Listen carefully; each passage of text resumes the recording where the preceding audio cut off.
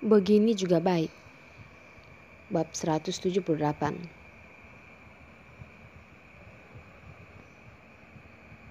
Wanita bodoh. Apa yang kamu lakukan? Mau memecahkan telingaku ya? Di seberang telepon terdengar suara Rehan menggigit gigi. Hanya dengan beberapa patah kata tersebut, perasaan aneh, takut di antara Yuki dan Rehan pun lenyap, dan kesombongan Rehan pun kembali. Dia mungkin akan membunuhnya dengan pelukan hangat dan juga senyum yang paling cerah. Jadi, ternyata teleponnya tidak rusak. Rehan hanya berpura-pura mati. Yuki tertegun dan dia menjelaskan. Oh, aku pikir teleponku rusak. Maaf. Setelah menjelaskan, Yuki tiba-tiba tidak tahu harus berkata apa. Rehan hanya diam dan tidak berbicara. Rasa aneh kembali melanda. Rasanya sangat dekat dan bisa merasakan napas masing-masing, tapi dipisahkan oleh gunung. Tak satu pun dari mereka berbicara ataupun menutup telepon. Rehan, maksudnya apa ini? Yuki tiba-tiba wajahnya memanas karena frustasi dan mengambil napas dalam-dalam. Dia berbisik. Terima kasih telah menyelamatkanku tadi malam. Selamat malam. Beberapa saat sebelum Yuki ingin menutup telepon, tiba-tiba terdengar suara Rehan dari telepon. Dia berkata, "Tunggu sebentar." "Ya, kenapa?" Yuki tiba-tiba menahan napas. Ken selalu ribut ingin bermain denganmu. Besok jika ada waktu, maukah kamu pergi keluar bersamaku? Suara Rehan terdengar sangat pelan. Yuki tidak bisa mengerti perasaannya seperti apa.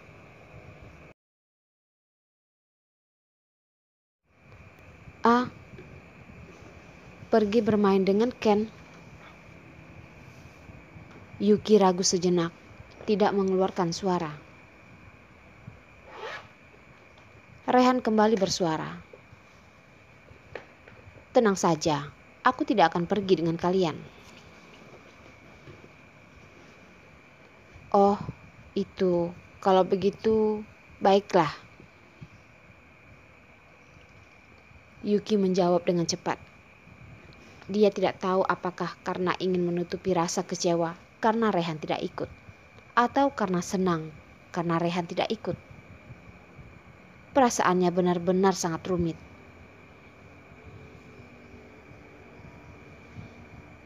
Kalau begitu, sampai jumpa. Selamat malam.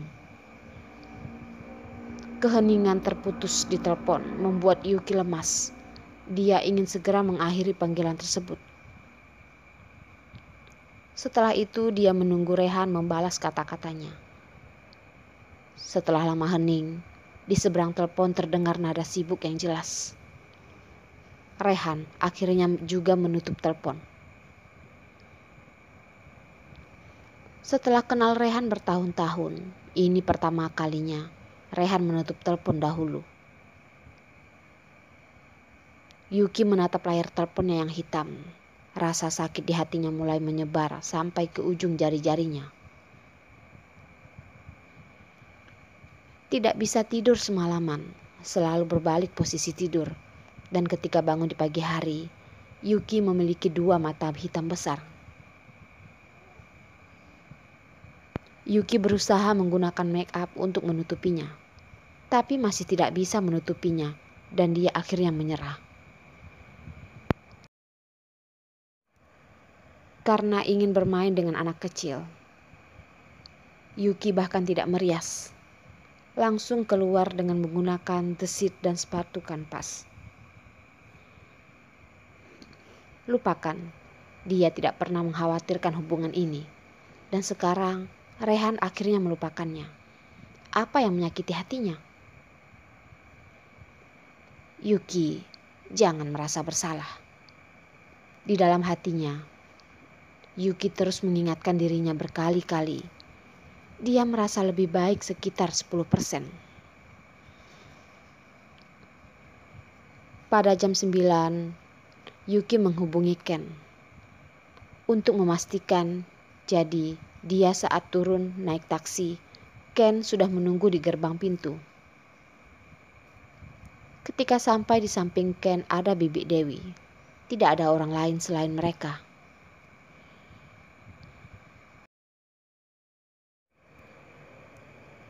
Ken. Akhirnya Yuki dapat bertemu dengan Ken. Hatinya yang awal sedih dan sakit tiba-tiba hilang. Tertawa dan lari menuju Ken, memeluknya dan mengangkatnya dan menggosok-gosok kepalanya.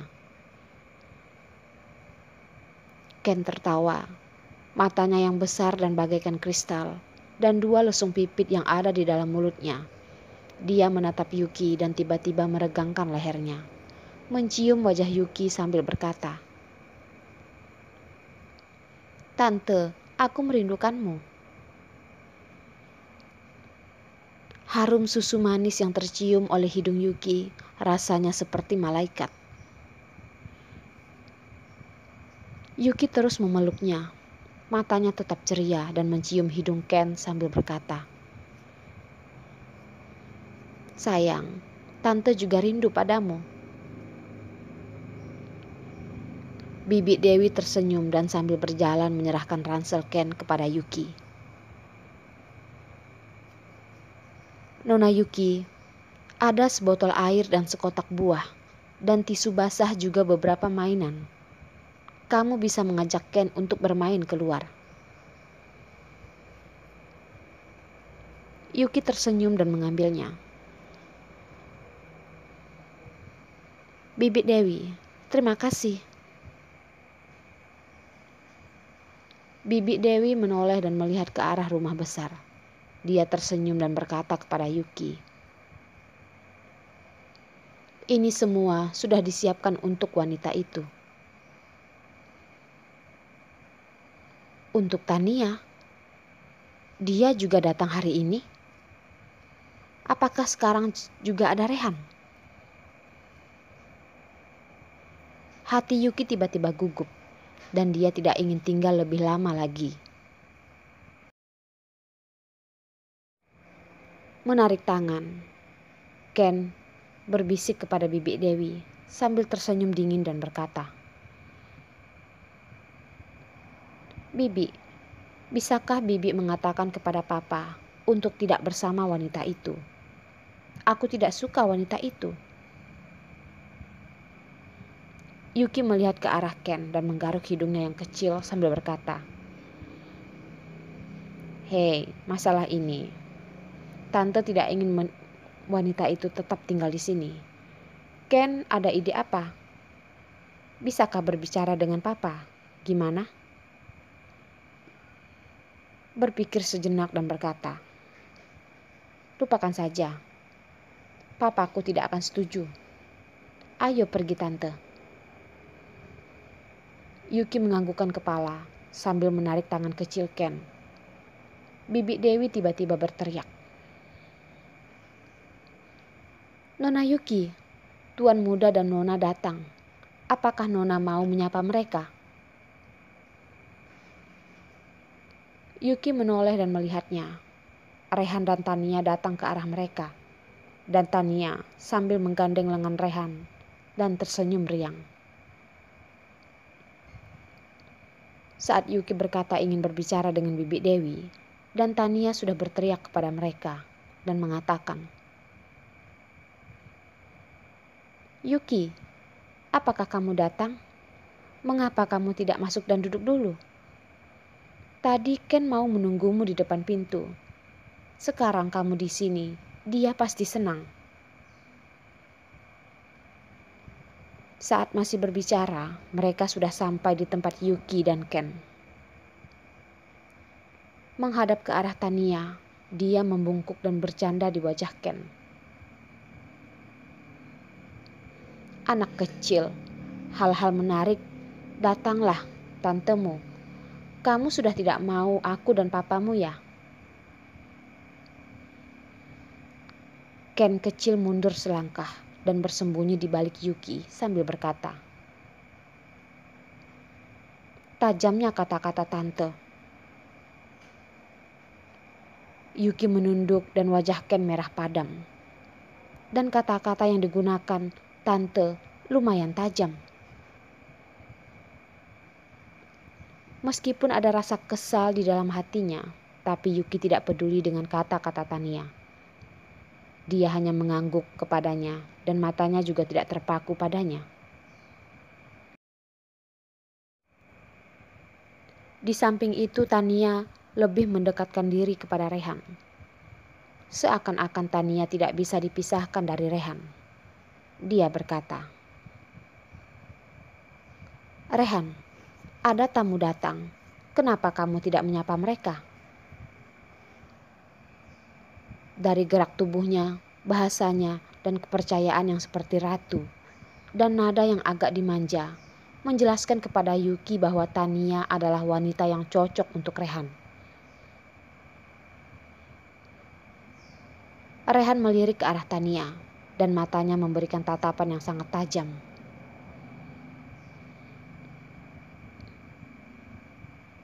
Nona Yuki, untuk orang sepertimu, mengurus anak kecil sepertinya sangat sulit. Sembari Rehan pergi meninggalkan Yuki. Nona, Rehan memanggilnya Nona.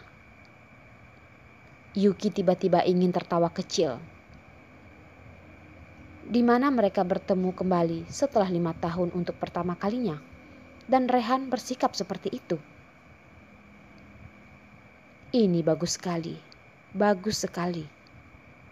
Yuki tersenyum dan melihat ke arah Rehan, lalu berkata, Rehan memang selalu sopan.